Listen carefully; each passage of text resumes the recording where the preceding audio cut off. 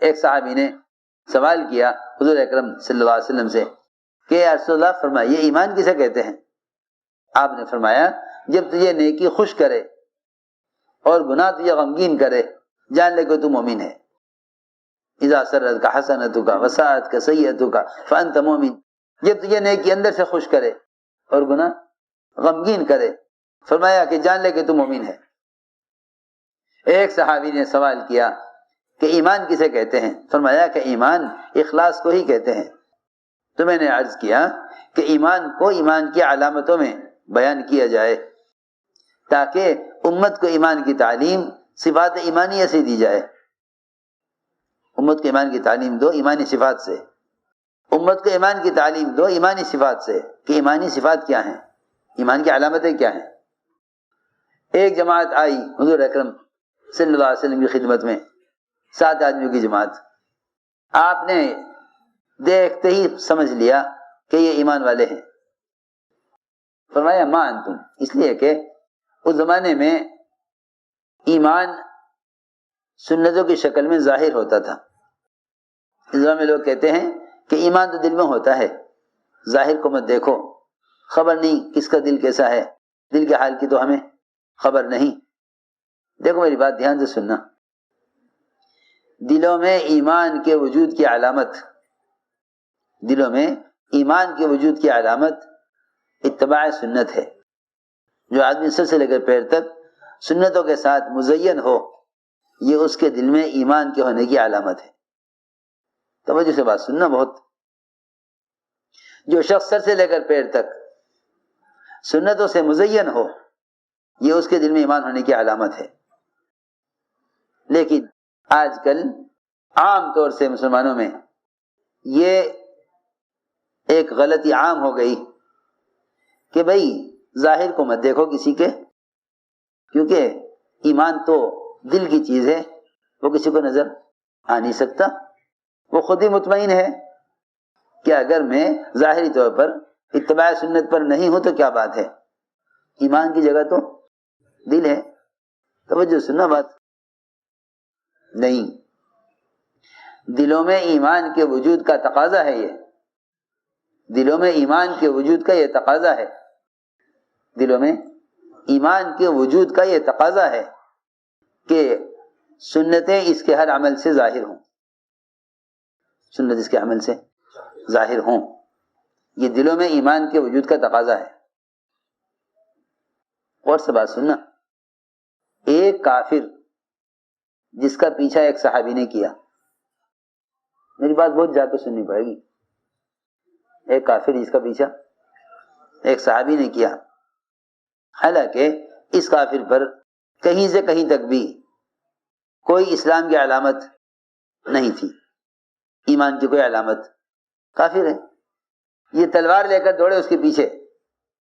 جب یہ دیکھا کہ اب تو قتل کا وقت قریب آ گیا ہے، اب میں بچ نہیں سکتا، اور تلوار سر پر آ گئی، تو اس کافر نے کہا اشہد ان لا الہ الا اللہ. صحابی نے خیال کیا کہ جان بچانے کے لیے کلمہ پڑھ رہا ہے، انہوں نے قتل کر دیا، انہوں نے قتل کر دیا. میری بات بہت توجہ سننا، میں اس واقعے سے کچھ کہنا چاہتا ہوں. آپ نے صحابی کو بہت ملامت کی کہ تم نے اسے کیسے قتل کر دیا، اسے کلمہ پڑھنے کے بعد تم نے اس کو کیسے قتل کر دیا، اس کے کلمہ پڑھ لینے کے بعد، کہ جی وہ تو جان بچانے کے لیے پڑھ رہا تھا. فرمایا آپ نے تم نے اس کا دل چیر کے کیوں نہ دیکھا کہ وہ جان بچانے کے لیے پڑھ رہا ہے کلمہ یا وہ سچے دل سے پڑھ رہا. تو میں نے عرض کیا کہ یہ کہنا کہ ایمان تو دل میں ہوتا ہے، یہ تو اس کافر کے لیے بھی ہو سکتا ہے کہ واقعی اس کے دل میں ایمان تھا، لیکن اس کے جسم پر ظاہری کوئی علامت ایمان کے نظر نہیں آ رہی تھی. یہ تو ایک عام سے عام آدمی، ایک ایسا شخص جو کفر پر ہے، اس کے بارے میں تو سوچا جا سکتا ہے کہ ہاں اس نے دل سے کلمہ پڑھ لیا تھا لیکن اس جسم پر اسلام کی کوئی علامت نہیں تھی. آپ نے یہ فرمایا صحابی سے تم نے پھر بھی اسے قتل کر دیا، حالانکہ تم نہیں جانتے کہ اس نے کلمہ دل سے پڑھا ہے دل سے پڑھا ہے یا اس نے صرف زبان سے پڑھا ہے؟ جان بچانے کے لیے پڑھا ہے یا مسلمان ہونے کے لیے پڑھا ہے؟ تم نے کیسا قدر کر دیا؟ لیکن ایسا مسلمان جو اسلام میں پیدا ہوا، اسلام میں آنکھ کھولی، اسلام میں شعور پایا، وہ یہ کہے کہ ایمان تو دل میں ہوتا ہے، ظاہر کا کیا تعلق ایمان سے؟ ظاہر سے کیا تعلق ایمان کا؟ ایمان تو دل میں ہوتا ہے، کسی کے ظاہر کو دیکھ کر یہ نہ کہو کہ ایمان نہیں، ایمان تو دل میں ہوتا ہے۔ یہ بات کسی ایسے کے بارے میں سوچی جا سکتی ہے کہ جو ابھی کفر پر تھا، تلوار دے کر کلمہ پڑھ رہا ہے، لیکن مسلمان یہ کہے کہ ایمان تو دل میں ہوتا ہے، ظاہر کیا دیکھنا؟ حضور اکرم صلی اللہ علیہ وسلم ان 7 آدمیوں کو دیکھ کر سمجھ گئے کہ یہ ایمان والے ہیں۔ ان 7 کو دیکھ کر آپ سمجھ گئے، کہیں سے؟ روایت میں ہے کہ آپ نے ہمارے حلیے کو دیکھا، ہماری بات کرنے کا انداز، ہمارا حلیہ، ہمارا ظاہر دیکھا۔ دل کے حال پر تو کوئی مطلع ہو نہیں سکتا، دل کے حال کو تو کوئی نہیں دیکھ سکتا۔ یہ کہا جاوے کہ ایمان تو دل میں ہوتا ہے، دل کے حال کو تو کوئی نہیں دیکھتا۔ ایمان تو اسلام کی اطاعت کی شکل میں نظر آئے گا۔ تو آپ نے دیکھتے سمجھ گئے، آپ نے فرمایا کہ تمہارے ایمان کی کیا علامت ہے؟ تمہارے ایمان کی کیا علامت ہے؟ دیکھو یہ بات یاد رکھنا، دل سے کسی برائی کو برائی سمجھنا، دل سے کسی برائی کو برا سمجھنا، یہ ایمان کا سب سے کمزور درجہ ہے۔ ایمان کا سب سے کمزور درجہ ہے، سب سے کمتر درجہ ایمان کا یہ ہے کہ مومن منکر کو اپنے دل سے دعا کی قوت استعمال کر کے منکر کو ختم کرائے۔ یہ ایمان کا سب سے ادنا درجہ ہے، ایمان کا سب سے ادنا درجہ ہے، یہ ایمان کا سب سے ادنا درجہ ہے کہ منکر کو دعا کے ذریعے ختم کرائے۔ اگر زبان نہیں کھول سکتا اور ہاتھ نہیں چلا سکتا تو اپنے دل سے منکر کو بدلے۔ منکر کو دل سے بدلنا یہ ایمان کا سب سے کمزور درجہ ہے، ایمان کا سب سے کمزور درجہ ہے کہ منکر کو دل سے بدلے۔ دل سے کیسے بدلے؟ کہ دعاؤں کے ذریعے اللہ سے کہہ کر منکر کے ماحول کو ختم کرائے۔ یہ ایمان کا سب سے کمتر درجہ ہے۔ ہم غور کریں کہ ہماری 24 گھنٹے کی زندگی میں کون سا لمحہ، کون سا وقت ایسا ہے جس میں ہم سارے عالم سے ہونے والے منکرات کو دعاؤں کے ذریعے اللہ سے کہہ کے ختم کرانے کی کوشش کرتے ہوں، جبکہ حدیث یہ کہہ رہی ہے کہ ایمان کا سب سے کمزور درجہ ہے۔